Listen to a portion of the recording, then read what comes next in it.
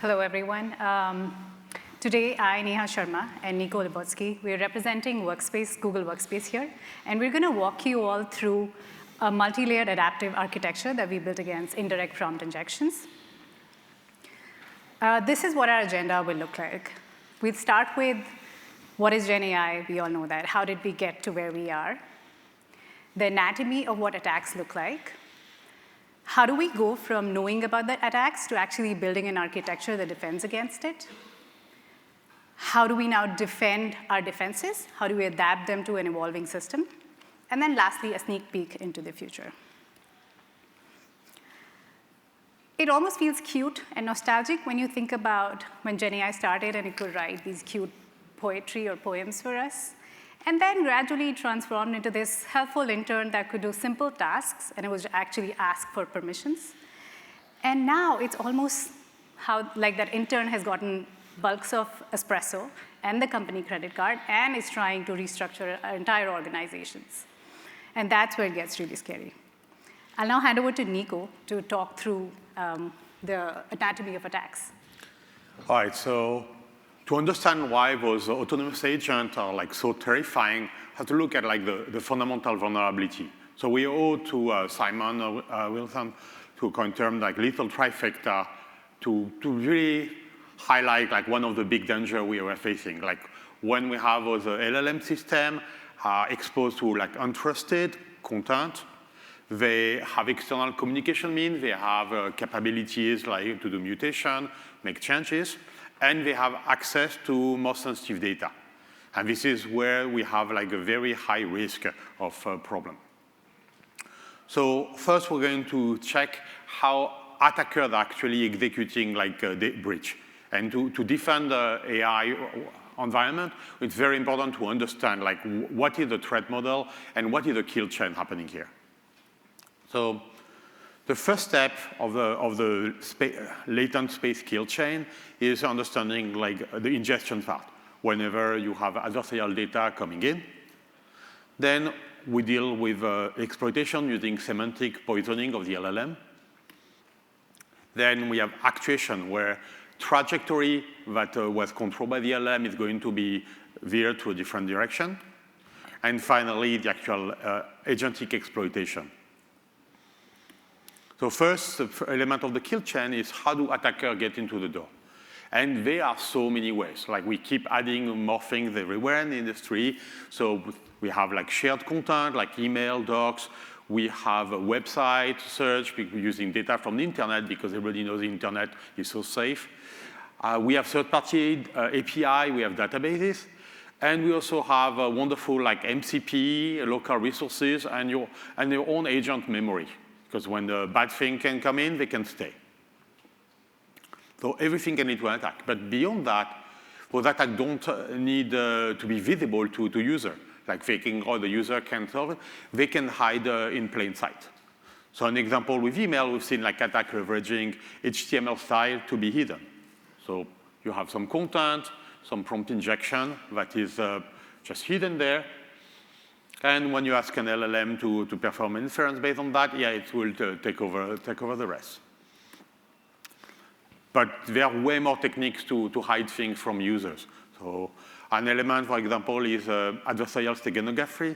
So you're going to use, for example, like you can use Unicode.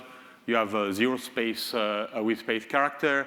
You have variation selector, invisible operator. There's a lot of things you can do to hide your content. You have, whenever you have HTML, you have CSS, many HTML tricks. If you deal with web pages, there's JavaScript, so good luck trying to understand anything. Then you have a command and alt tag where you can also put content that the LLM will be very happy and delighted to use. The second element of the kill chain is the exploitation. So what is actually happening in the LLM? So the main point is we are overriding system prompt and shifting the model attention towards something very different. So the first element is what we call the semantic shift. So the people, especially in computer science, we use to traditional app handling syntactic input. Like we have SQL, we have HTML, you have parser that are pretty deterministic. However, when we deal with LLM, we have semantic input. So what it means, it can be trivially defeated. Trivial defeat like word list, regex, classifier that like semantic depth, or even multimodal input. Because words, it's not really word is token at the end, and things that are close enough just work. You can have variability in your language, variability in non-language. Spelling mistake is just work. The other critical element to understand is the prompt as code. So traditional computers are splitting between code and data. We work many years computer science to separate things. We even have hardware isolation for memory. Like, forget all that. With LLM, everything is shared. We have the system prompt, user query, and untrusted external input that are tokenized and processed in the same context window. So next step is trajectory hijacking. So the idea is the model is going to trigger a planner that going to decide what to do next. Often it's running code behind, but one example here, the prompt that says to read a support email and to summarize it. So LLM is going to generate a plan of what to do. And normally it will be like, hey, I'm going to use a tool to do this and tool to do that. However, when the prompt injection was able to tamper the LLM output, we can override definitely the execution plan and switch for something very anodyne to that private email triggering like database read and write outside. The final stage of the kill chain is the exploitation of the agent legitimate purpose.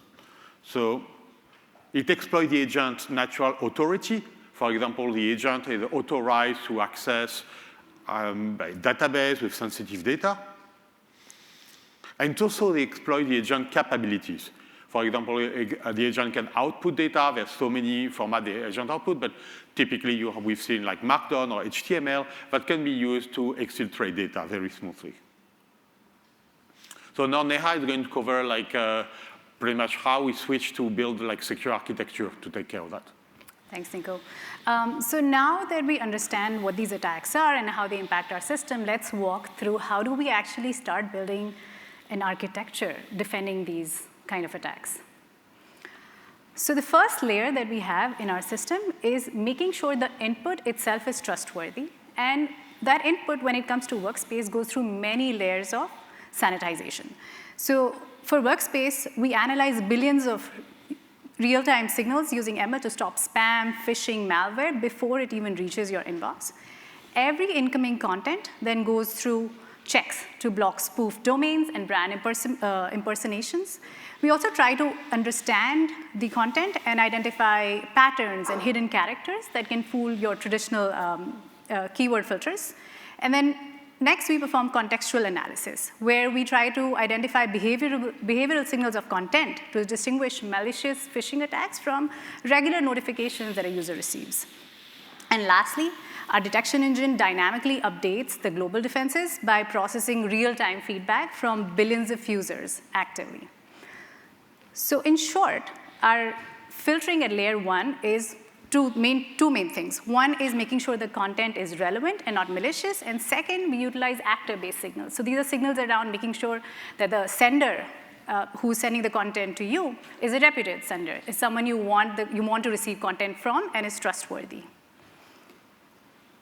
Now, moving on from layer 1. In layer 1, we've identified that, okay, the input is now clear of traditional malicious content like spam, phishing, et cetera.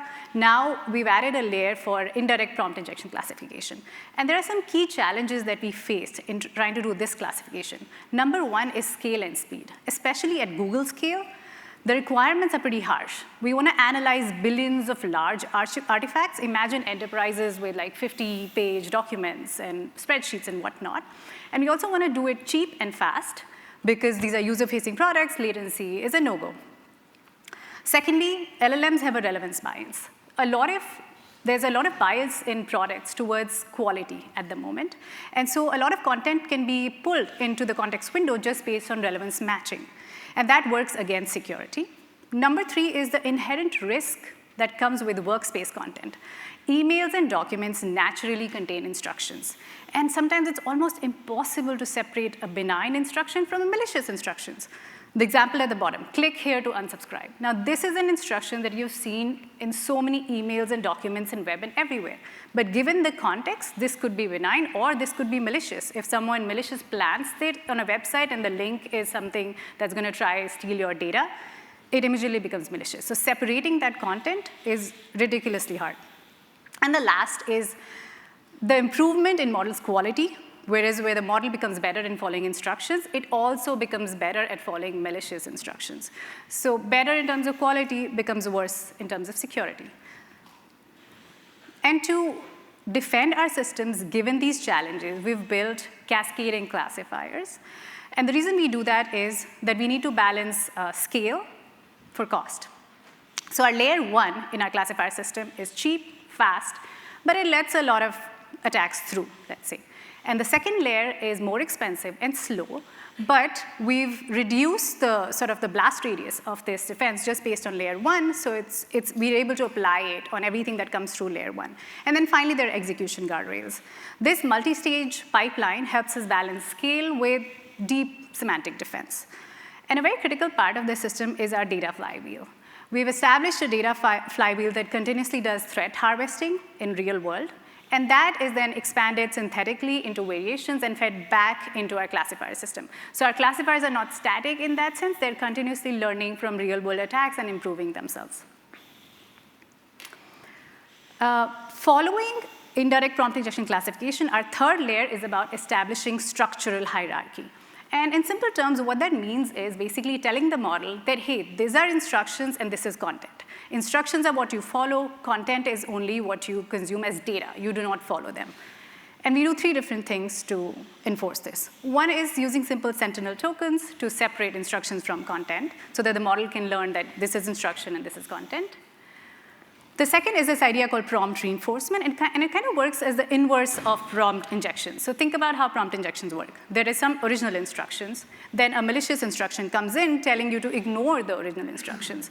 So this, in the sense, uses this idea against itself, where we add security anchors in the context, telling the model that, hey, no matter what you've seen, just remember what your original instructions were. So in some ways, to reverse the impact of prompt injection. And it's more effective than you'd imagine.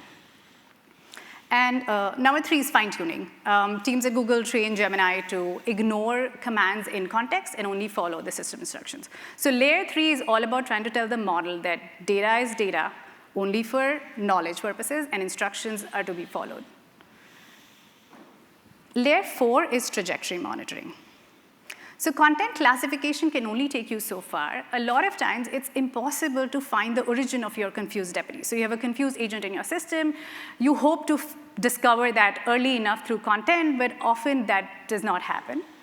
So then what you can do is you can look at the trajectory of what your agent is actually trying to do. So are the agent's actions aligned with the original request? Are the actions risky?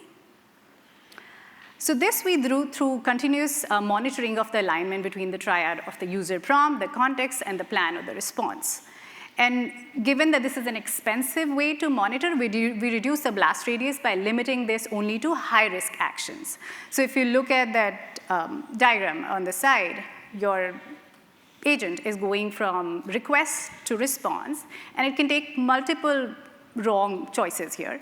If it takes a path that makes it reach the response slightly later, that's okay. But if it takes a path where there's a massive waterfall and it sort of destructs itself, that is not okay. So differentiating between risky actions, for us that would be automatically sending an email or a chat response, versus a less risky action like saying banana in the response, for example, is important to identify which defense to deploy where, because LLM-based defenses are very expensive. Layer 5 is deterministic orchestration. So machine learning, LLM-based classifiers are great, but they're probabilistic. So at layer 5 are deterministic defenses, where we establish policies around what should and should not be possible. So even if some attack has gone through our past layers and it still seeps in through, our policies come into place and enforce restrictions around what an agent can and cannot do. And lastly, assuming that you have all these layers, you're trying to detect the input, you're trying to sanitize the input, you're trying to monitor the trajectory, but still something seeps through, we look at the response that the model has generated and try to defend the user from exfiltration-based attacks.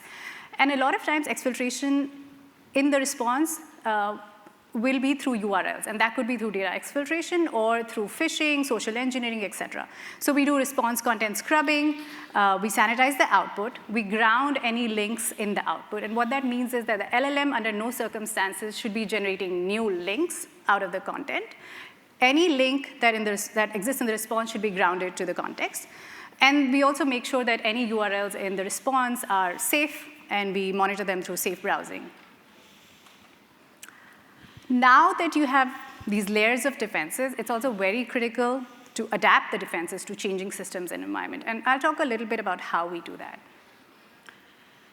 Step one is continuous adversarial testing.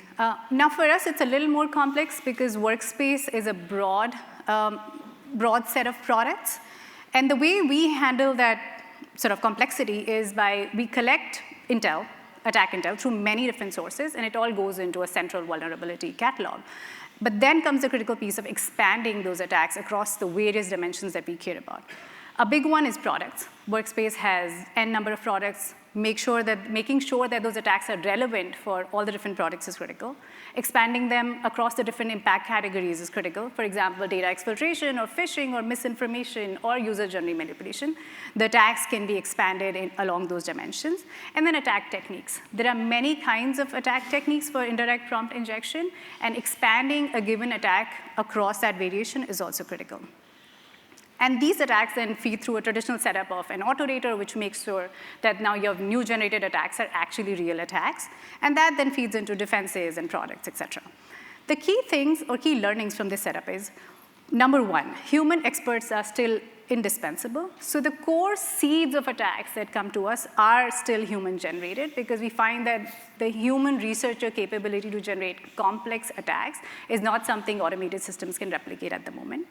Automated red teaming is a great supplement, but on its own, it's pretty insufficient in terms of like diversity and complexity of attacks. Autorators are great to begin with, and they give you heavy lift in the beginning, but they cost a lot to maintain, simply because the products are changing, the model evolves, the way it responds evolves, the threats evolve. So continuously updating your autorator through newer data, eval sets is very time-consuming, but critical at the same time. And number 4 for us, product scaling is what we've discovered is very important. Even within Workspace products, the product can behave very differently, and an attack that succeeds in one product may fail in another, and vice versa. And the other side of this coin is dynamic attack generation. So the previous was about, so you have a known set of attacks, and how do you make sure your systems are resilient to that? Now we come to dynamic attack generation or novel attacks. These are attacks that you probably haven't seen before, but you want to test your system against. One way to do that is through human researchers, but humans are expensive and slow. So we also have a setup for dynamic attack generation through automation. And the crux of that is an evolutionary mutation loop. And what that basically means is you have an initial attack set, which you very carefully curated. It's complex, it's diverse, it's relevant to your system.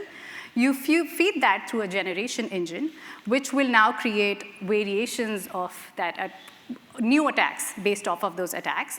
And then you score them. You score them along whatever metrics are critical to you. For example, diversity or severity of attack could be important. And then you measure if those attacks are successful. For all the unsuccessful attacks, the information is fed back into the system, so it learns what caused my past generations to fail, and how can I update my setup to now generate new attacks. And this continues in a loop until the setup is actually able to generate a successful attack, which also scores well along your metrics, which again could be severity, diversity, impact, whatever you want. So through this evolutionary loop, we generate attacks that are different from what we've seen before, that are diverse, and that are also successful in our system. And this helps us continuously harden our products and defenses both. I'll pass on to Nico for the rest of the slides. Thanks. All right, so beside the main model context window containment, we're expanding outside the protection by enforcing like very strict authorization boundaries at the API level. So typically we're working with principle of police privilege. So we move away from like broad permission. We don't, for example, OAuth, we do not want to have like a very large-scale OAuth capability. We want much more like fine-grained microscope and ephemeral token. The element is to have dynamic privilege escalation.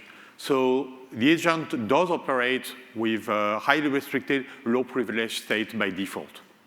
And what we want to do is like, if the agent needs to access more data or perform like much more dangerous action, mutation, non-reversible action, that's when we want actually to bring in like some escalation, including like human involvement with human in the loop.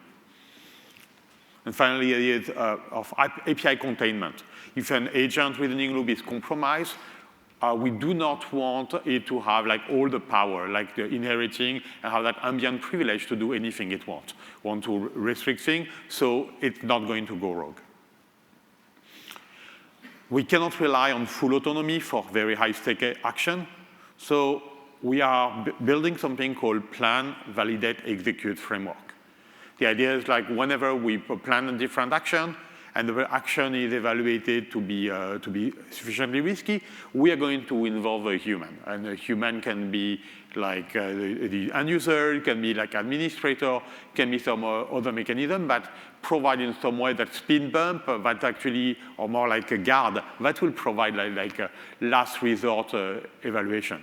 Obviously, it is costly, it slows things down, but it's critical to avoid like things going completely rogue. So another critical piece is audit logging. So it's very critical like to have comprehensive audit log for all GenAI interaction. So it allows a user and administrator to understand exactly what happened. And if something gone wrong, at least there's an understanding exactly what was going on, what the input that caused the misbehavior, and offering a way to fix things rather than like the typical trying to get rid of the system because it became completely rogue. So the idea here is we switch from black box into a glass box and making sure like people have the transparency into what is happening in the system.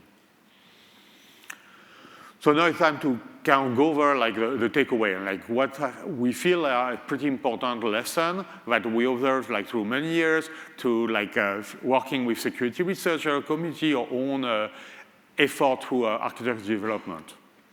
So the first one is assume the model is compromised. Like also you need to enforce like very strict system level execution boundary around the agent.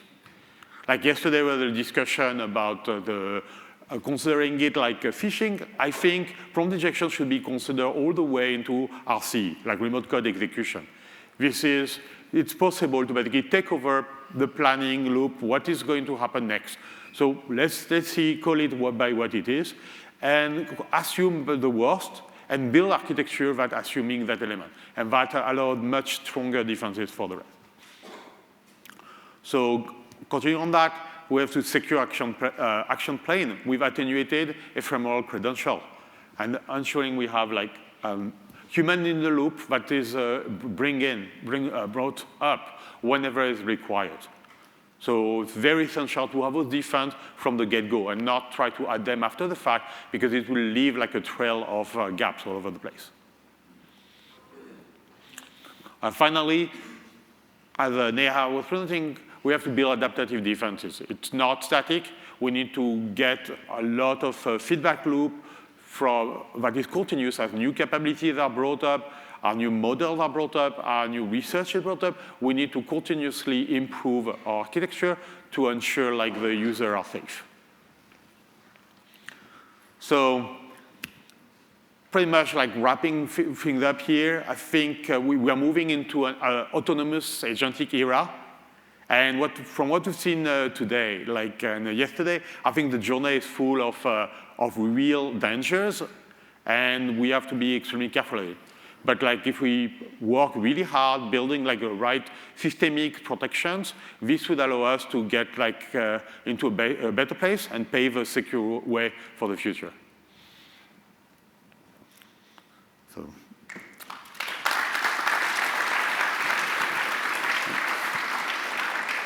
Okay, we have time to take questions. Maybe I will start with one before I will let the audience ask. First of all, thank you for the talk. You've mentioned and discussed a lot about textual prompt injections. I wonder how resilient is your system to attacks that happen in the latent space, meaning, for example, you mentioned it briefly throughout when you discussed at the beginning that we are no longer living in a world where attacks could be applied only with text. We could turn pictures or audio samples into, for example, prompts or inject into prompts. So how resilient is your systems against multimodal prompt injections? So, yeah, multimodal, so overall, like the question around the multimodal risk, and it is definitely much more vicious, but it's just the element actually accepting the reality of what LLM are, and we deal with token that can be compromised.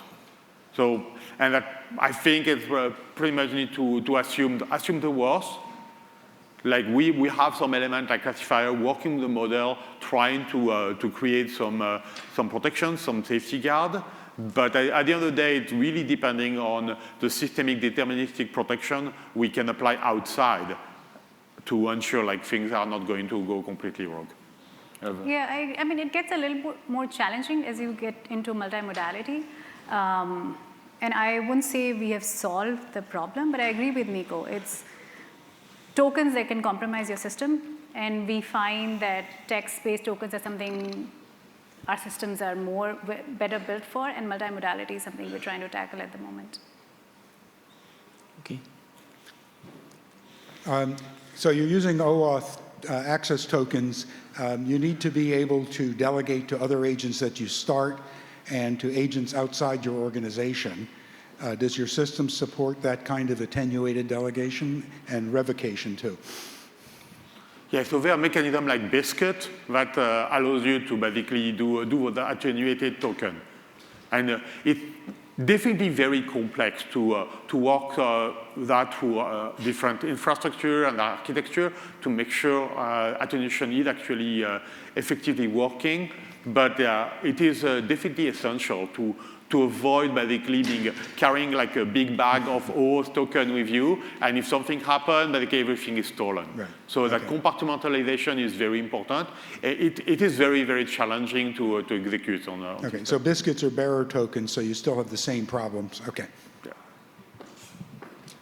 I had a question about the specific tuning of your structural hierarchy, just like a quick example of an edge case. If I say to Gemini, hey, I got an email from the hotel welcoming me, looking forward to the check-in, can you send a reply saying my flight was delayed, I'm going to be checking in tomorrow now? In the body of the email, it has a little notice, do not reply to this email, it's not monitored. And so the agent needs to go out and search for the actual contact information for the hotel, but that is itself, kind of an injection of a prompt to disregard the instructions from the user. And I'm just curious how you found the tuning of that separation of instruction and content to go in the real world. Okay, if I understand your question correctly, you're talking about the separation between the user being malicious versus external entity being malicious, is that correct? No, I mean, this is a benign example, but the user has an intent to reply to an email that they received, not realizing that the body of the email says, don't reply to this email, we don't, it's a no reply. Yeah. So you need to actually go find the real email, but that is kind of, prompting, ignore previous instructions, don't reply it. So it's a fairly complex problem to solve, as you also gave a great example for. Context helps. So the more the classification system knows about your setup, and especially with the larger model-based classification systems, they are able to separate between having looked at your past email communications, this is a signature, this is content, this is what the user wants to do, in theory. But of course, there are always cases that it will miss. It is an extremely, if you look at all content everywhere, especially things like manuals, which have a ton of instructions, it's so easy to creep in a malicious instruction there. So the problem statement is incredibly hard. I would say larger models-based classification systems do better than smaller ones, but again, they're more expensive and harder to deploy. So the one-sentence answer to your question is the more context your classification system has about you, your content, it's able to make a better decision. But that costs TPU. Thank you. Hi. When it comes to keeping a human in the loop, how do we reach a balance so that does not kill the agentic nature of an AI agent? How do we have this balance? It's a great question. It's extremely difficult because Yes. practically, like, people have different risk tolerance, but also humans are really bad with risk. In evaluating, accepting risk, we've seen like people running like autonomous agent, OpenCrow, and other, like on their personal data, opening to everything, and get surprised when everything goes bad. So, and people have a tendency to make bad judgment on the prior risk. They see stuff, I survived so far, so what can possibly go wrong? So it's like a very delicate balance. What we're trying to do, try to be very strict in some way in ensuring like we do not permit like irremediable damages. Like especially like sharing, sending something that can out of your hand, you cannot claw it back. Those are the moments that we feel like those are interactions we cannot let happen if it had access to very sensitive data. Some elements that are like fixable, like lower risk, let's say like within a high affinity group, like for example within a company, I think there's like a lower risk, so that things can be more relaxed. But there's not an exact answer, but it's more like trying to evaluate and help humans being put in charge whenever that they're only recourse here. Yeah, and humans also don't, even all of us in this room, we talk about prompt injections, but I'm pretty sure there's a non-zero chance that I can prompt inject all of you sitting here. If you get a phone call, and this happens every day, your child is kidnapped, I'm FBI, I'm XYZ, there is like some sentence that I can tell you to make you pay me $1 million or do something that you wouldn't otherwise.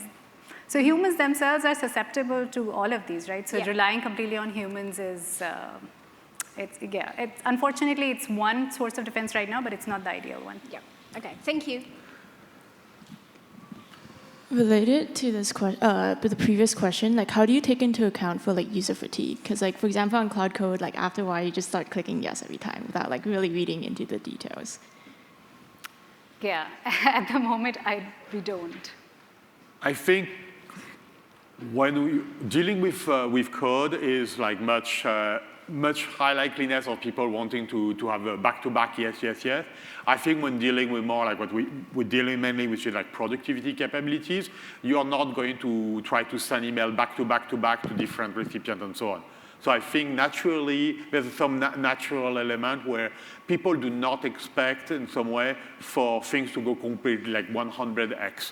They want things to go faster, they want to automate something, but they don't want things to go all the way over the place. So maybe we are lucky in that sense, like people maybe are more patient, but yeah, that's an element we try to tackle. Like, unfortunately, like what we've seen is like people are very tempted to just enable like YOLO type mode, because it's so tempting, it goes so fast afterward, and it's an extremely bad habit. And like we are going back to like 2 or 3 decades of like bad stories of software. So we are trying as much as possible to try to establish like a very deterministic mechanism. And whenever determinism cannot save us, we're trying to have a very like conservative classifier. Okay, thank you. Okay, unfortunately, we don't have time. So thank you, Nico and Neha, for the beautiful talk.